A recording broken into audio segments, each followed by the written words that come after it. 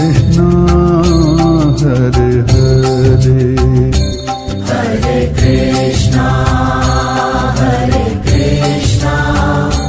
Krishna Krishna Hare Hare Hare Rama Rama Rama Hare Hare Hare Rama Rama Rama Hare Hare ওম নমো ভাগবতে বাসুদেবায়। নমস্কার, রাধা রাধা। আজ আমি শ্রীমদ্ ভগবদ্গীতার চতুর্দশ অধ্যায় গুণত্রয় বিভাগ যুগের 9, 10 এবং 11 তিনটে শ্লোক আপনাদের প্রশ্ন। এই তিনটে শ্লোকের মূল বিষয় হচ্ছে যে মানুষের যে তিনটি গুণ থাকে জীবের, সেই তিনটি গুণকে ভাগ করা যায়, সত্যগুণ, রজগুণ আর তমগুণ। এই তিনটি গুণের মানে কোন গুণটা শ্রেষ্ঠ, কে কোন গুণটাকে পরাজিত করছে, কোন গুণ সঙ্গে একটা গুণের যে সম্পর্ক আছে সেই সম্বন্ধে বোঝানো। যেমন সত্যগুণ জীবকে সুখের সন্ধানে আবদ্ধ করে, এবং রজগুণ জীবকে সকাম কর্মের বন্ধনে আবদ্ধ করে, আর তমগুণ আমাদের বন্ধনে আবদ্ধ করে। মানে মানে বলছে যে এই তিনটি গুণে হচ্ছে তিন রকম কাজ। এই তিনটি গুণ অবশ্য প্রত্যেক মানুষের আছে বর্তমান। এক একটা মানুষের 11 গুণ আছে, মানে একটা মানুষের যে সব রকম গুণ আছে তার কোনো মানে নেই। যেমন একটা কেউ তমগুণে আচ্ছন্দ, কেউ রজগুণে, কেউ মানে সত্যগুণে, এভাবে আবদ্ধ হয়ে গেছে। তো এই গুণগুলো কাজগুলো কী কী এবং কীভাবে কে কাকু অপরের সঙ্গে সম্পর্ক আছে সেটা সে রয়েছে, বিস্তারিতভাবে আলোচনা করছি। তার আগে বলুন রাধে রাধে, জয় শ্রীকৃষ্ণ, নমস্কার। শুরু করছি 9 নম্বর শ্লোক। শ্রী শ্রী প্রভুপাদের গীতার গান। সত্যগুণ সুখে বাঁধে, রজগুণ কাজে, তমগুণ প্রমাদিতে বন্ধনে বিরাজে। অনুবাদ: সত্যগুণ জীবের সুখের বন্ধনে আবদ্ধ করে, রজগুণ জীবকে সকাম কর্মের বন্ধনে আবদ্ধ করে, এবং তমগুণ প্রমাদের বন্ধনে আবদ্ধ করে। তাৎপর্য বিশ্লেষণ: যে মানুষ সাত্ত্বিক, তিনি দার্শনিক, বিজ্ঞানী, শিক্ষক ইত্যাদি রূপে কর্ম এবং জ্ঞানচর্চার কোনো বিশেষ শাখায় নিযুক্ত থাকে, তার বুদ্ধিমত্তা প্রচেষ্টার মাধ্যমে সন্তুষ্টি লাভ করেন। রজগুণের দ্বারা প্রভাবিত সকাম কর্মে লিপ্ত মানুষ যতটা সম্ভব সম্পদ আহরণ করেন এবং সৎ কার্যে ব্যয় করেন। তিনি কখনো হাসপাতাল খোলার চেষ্টা করেন, দাতব্য প্রতিষ্ঠানে দান করেন ইত্যাদি সকাম কর্ম করেন, যা রজগুণের আচ্ছন্ন। এগুলো হচ্ছে রজগুণের লক্ষণ। আর তমগুণে জ্ঞানকে আচ্ছাদিত করে রাখে।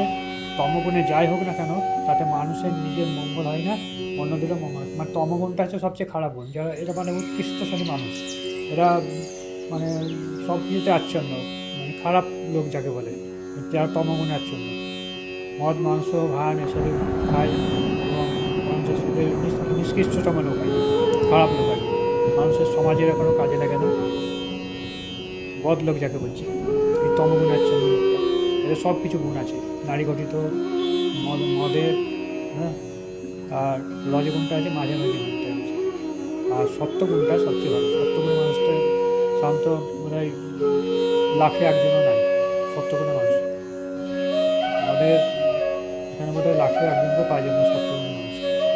তার সমস্ত গুণ হচ্ছে সাদা, অর্থাৎ পরিষ্কার মন। তারা দান করতে ভালোবাসে, তারা নিজের জন্য কিছু ভাবে না, পরের জন্য ঝাঁপিয়ে পড়ে। এটা হচ্ছে সত্যগুণের বৈশিষ্ট্য। শেষ হলো 9 নম্বর শ্লোক। তাই বলুন রাধে রাধে, জয় শ্রীকৃষ্ণ। 10 নম্বর শ্লোক। শ্রী শ্রী প্রভুপাদের গীতা গান। রজগুণ পরাজয়ে সত্যের প্রাধান্য, সত্যগুণ পরাজয়ে রজ হয় গণ্য, রজগুণ সত্য পরাজয়ে তমের প্রাধান্য, সেই পর্যায়ে দ্বিতীয় গুণের সামান্য। অনুবাদ: সত্যগুণ যখন প্রবল হয় তখন রজ ও তমগুণ পরাজিত হয়, রজগুণ যখন প্রবল হয় তখন সত্য ও তমগুণ পরাজিত হয়, আর তমগুণ যখন প্রবল হয় তখন সত্য ও রজগুণ পরাজিত হয়। এইভাবে প্রকৃতির তিনটি গুণের মধ্যে সর্বদা আধিপত্য বিস্তারের জন্য প্রতিযোগিতা হয়। তাৎপর্যতে বিশ্লেষণ: যখন রজগুণে প্রাধান্য হয় তখন সত্য তমগুণে পরাভূত হয়, সত্যগুণে যখন প্রাধান্য হয় তখন রজগুণে পরাভূত হয়। এই প্রতিযোগিতা সবসময় চলছে। তাই যিনি কৃষ্ণ ভগবানের উন্নতি সাধন করতে চান, তাকে তিনটি গুণ অতিক্রম করতে হবে। মানুষের আচরণে, তার কার্যকলাপে, আহার বিহার ইত্যাদি কোনো করণাকুণ্ডে দ্বারা বাধা নিরক্ষিত হয়। পরবর্তী অধ্যায়গুলিতে সে সম্বন্ধে ব্যাখ্যা করা হবে। কিন্তু কেউ যদি ইচ্ছা করেন যে তিনি অনুশীলনের মাধ্যমে সত্যগুণকে বিকশিত করে এবং রজ ও তমগুণকে পরাভূত করতে পারেন, তেমনি আবার রজগুণ বিকশিত করে সত্য এবং তমগুণকে পরাভূত করা হয় এবং তমগুণকে বিকশিত করে সত্য এবং রজগুণকে পরাভূত করা হয়। যদিও প্রকৃতির 3টি গুণ রয়েছে, তবুও এই কেউ দৃঢ় সংকল্প হন যে তিনি সত্যগুণের আশীর্বাদ পুষ্ট হতে পারেন, সেই সত্যগুণে করে শুদ্ধ সত্যে অধিষ্ঠিত পারেন, তাকে বলা হয় বাসুদেব স্থিতি। অর্থাৎ যে অবস্থায় ভগবত তত্ত্ব উপলব্ধি করা যায়, বিশেষ বিশেষ আচরণ মাধ্যমে বুঝতে পারা যায় যে কোনো মানুষের কোনো গুণে অধিষ্ঠিত। আর যেটা আমি আগে বললাম, প্রত্যেকটা মানুষের এক রকম গুণ আছে, কোনো না কোনো গুণে অধিষ্ঠিত, কিন্তু এই সত্য গুণের মাধ্যমে দিয়ে ভগবত সেবা করা যায়। বলছে প্রকৃত ভগবত প্রেমী শান্ত সত্যগুণ মানুষেরা শান্ত করতে পারে। কারণ এই জন্য যে ত্যাগটা দরকার সেটা সত্যগুণ মানুষের কাছে আছে, সেটা বলতে চাইছে। তো 10 নম্বর শ্লোক এখানে শেষ হলো। তার রাধে রাধে, জয় শ্রীকৃষ্ণ। 11 নম্বর শ্লোক শ্রীল প্রভুপাদ গীতা গান। জ্ঞানের প্রভাবে যথা শরীরে প্রকাশ, সকল ইন্দ্রিয়ার সত্যগুণের বিকাশ। অনুবাদ: জ্ঞানের আলোকে জড়দেহে ইন্দ্রিয়গুলি দ্বারগুলিতে সত্যগুণের প্রকাশ অনুভূত হয়।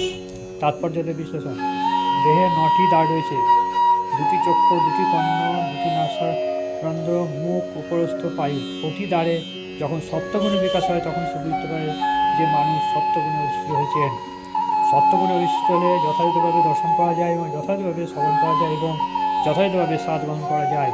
মানুষ যখন অন্তরে বাইরে নির্মল হয় তখন প্রতিটি দ্বারে তখন সুখের লক্ষণ প্রকাশিত হয়, সেটাই হচ্ছে সাত্ত্বিক অবস্থা।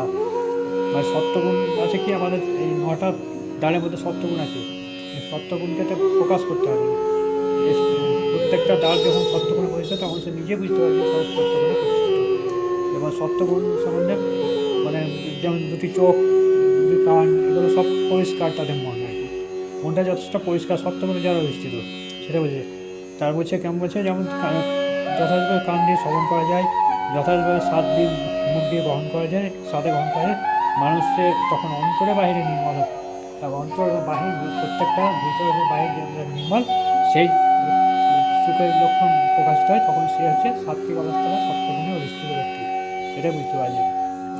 সত্যগুণের লোকরা হচ্ছে ভালো লোক, আমি বলতে চাইছি। সত্যগুণে প্রতিষ্ঠিত লোক সাধ্য পাওয়া যায় না। 11 নম্বর শ্লোক এখানে শেষ হলো। তার আগে বলুন রাধে রাধে, জয় শ্রীকৃষ্ণ। আমার গীতা পাঠ আপনাদের কেমন লাগলো অতি অবশ্যই জানান। লাইক, শেয়ার এবং সাবস্ক্রাইব করবেন। আর ভালো লাগলে অবশ্যই লাইক করবেন, সেই সময় জয় শ্রীকৃষ্ণ, রাধে রাধে।